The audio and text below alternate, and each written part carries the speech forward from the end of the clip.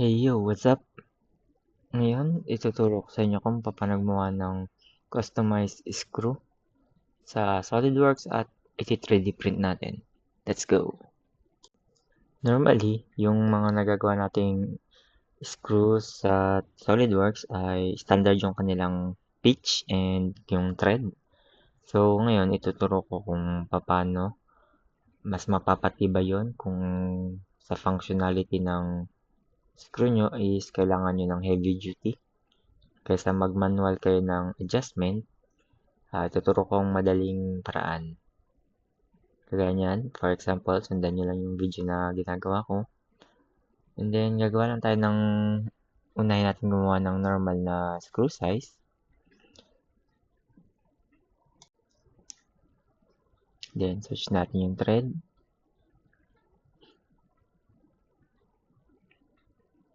Tapos, para mas, kung saan kayo sanay, kung gusto yung inch or metric. And then, since sanay ako sa metric, magme-metric tayo. Pag sinabing metric die, yung naka-protrude yung kanyang threads. Pag metric top, yun yung para sa nut. Pero may teknika akong papakita mamaya para mas madali yung paggawa natin. Since itong video to ay gagawin natin 2 parts, concept design yung una, introduction ng pag-modify ng screw. Gaya nito, makikita nyo, pinalitan natin siya. Gusto natin mas malaki yung pitch. Yan. Pero pag tinignan natin sa side view, manipis yung kanyang mga teeth, yung teeth ng gear, ng thread. So, mas madali siyang masira. Ayan, ito yung sinasabi ko, manipis. Ayan, pwede natin siyang pakapalin. Kung gusto nyong heavy duty na mas mataba yung thread, ito lang gagawin natin. Divide nyo yung original size ng screw sa 2. Pag may design na kayo, divide nyo lang yan. Yung length, yung shaft length, yung body length. Ngayon, pag naging na-divide nyo na, search nyo yung scale. Yan. Scale origin, tapos yung y ay i-times 2 nyo. Ngayon, kung mapapansin nyo, ay mas makapal na yung kanyang thread. Ngayon, ito ang isa sa mahalagang step. Yung dulo ng inyong screw ay lalagyan nyo ng chamfer. Pwede tayong mag-manual chamfer na makakain yung kanyang isang thread. Pero pwede namang kagaya na lang nito na click nyo na lang yung edge ng diameter at i-maximize nyo kung anong size yung kaya niya. Kung hindi niya kaya ng 2, bawasan niya ng konti, 1.8. Kung hanggang sa mag-okay. Tapos may chamfer na tayo. At ayos na yan. Pwede na nating i-save. Save lang natin siya ng 2 beses kasi para sa susunod na step.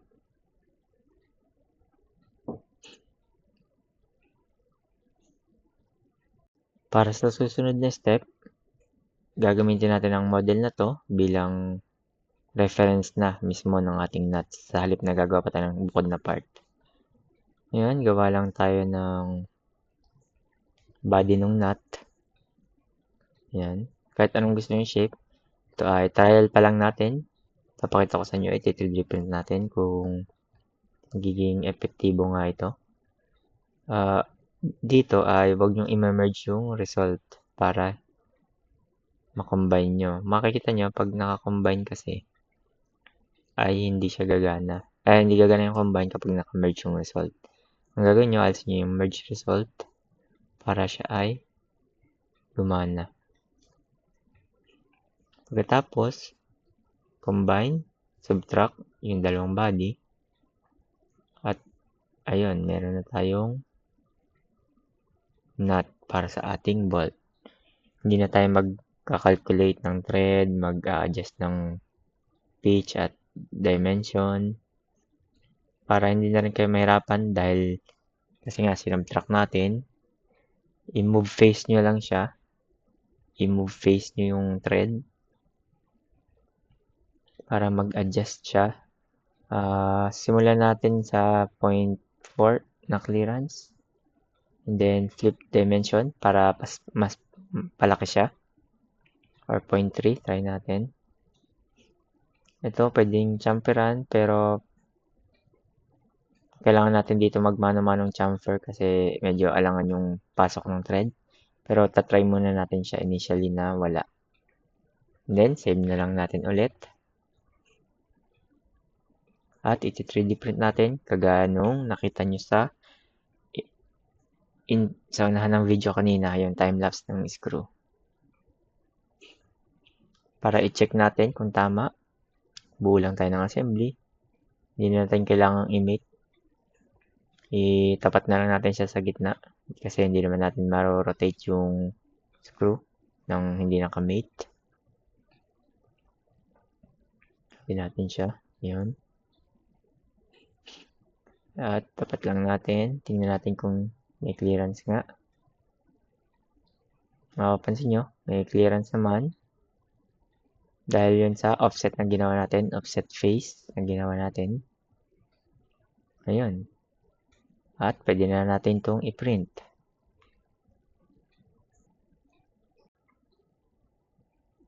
I-save lang natin yung parehong file ng STL format at okay na yun.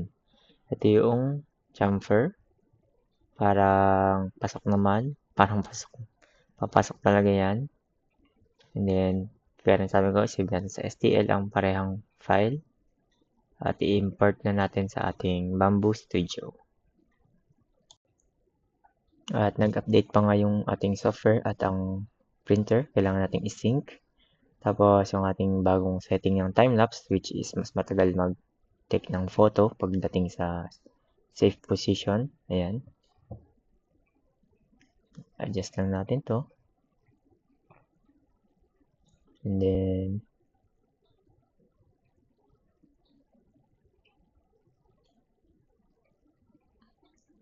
check natin kung sasabit.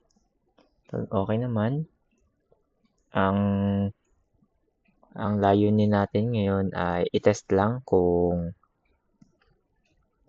magiging effective yung ginawa nating ito pala, na-adjust ko yung size ng cube para mas mapabilis yung ating print dahil trial pa lang naman.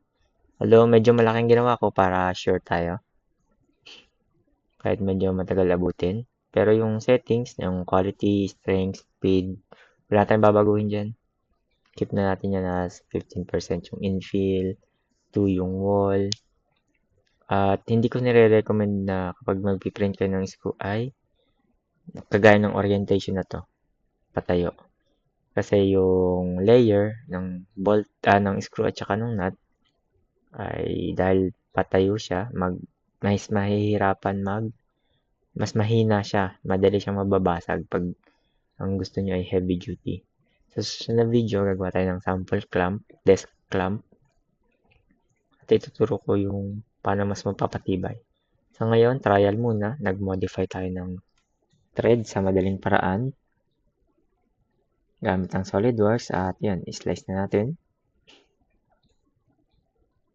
So, ito lang binabago ko ng prime tower. Pinalilit ko lang yan kasi same lang naman kahit malaki. Nabot lang siya ng 53 minutes and then print na natin.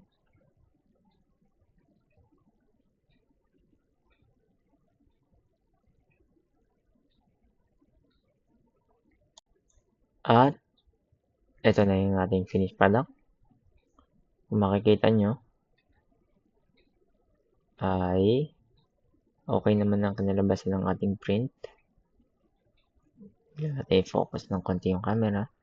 Makita nyo kung mas makapal, mas matibay yung kanyang thread kumpara sa normal na M14 by 2. Natatandaan ko. At yun yung silbi ng chamfer na nilagay natin para madali siyang ipasok. Normally, mas maganda is may chamfer din yung nut. Dito sa part na to, medyo gumanit siya, medyo maganit. Kasi dahil yung chamfer ay hindi natin nasagad.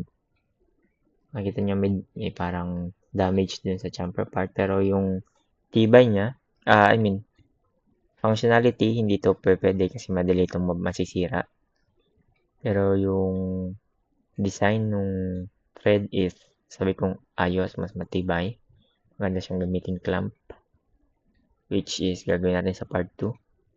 Ayun, tapos natin medyo laro-laruin at makikita nyo yung kumaskas na side. Ayun o. Dapat pag naglagay tayo ng chamfer is aabot hanggang doon. At kailangan din natin i-consider yung seam line. Ayan. Pero so far, success ang ating trial. Ayan. Para sa part 2, gagawa na lang tayong improvements. Ayan, huwag nyong, kung nagustuhan nyo ang video na to, huwag nyong kalimutan na i-subscribe, i-like at i-follow. Yung part 2 natin ay mag-design na tayo ng desk clamp na matibay na rin ang screw. Makita nyo, matibay siya, heavy duty. At ayun, salamat sa panonood. Peace.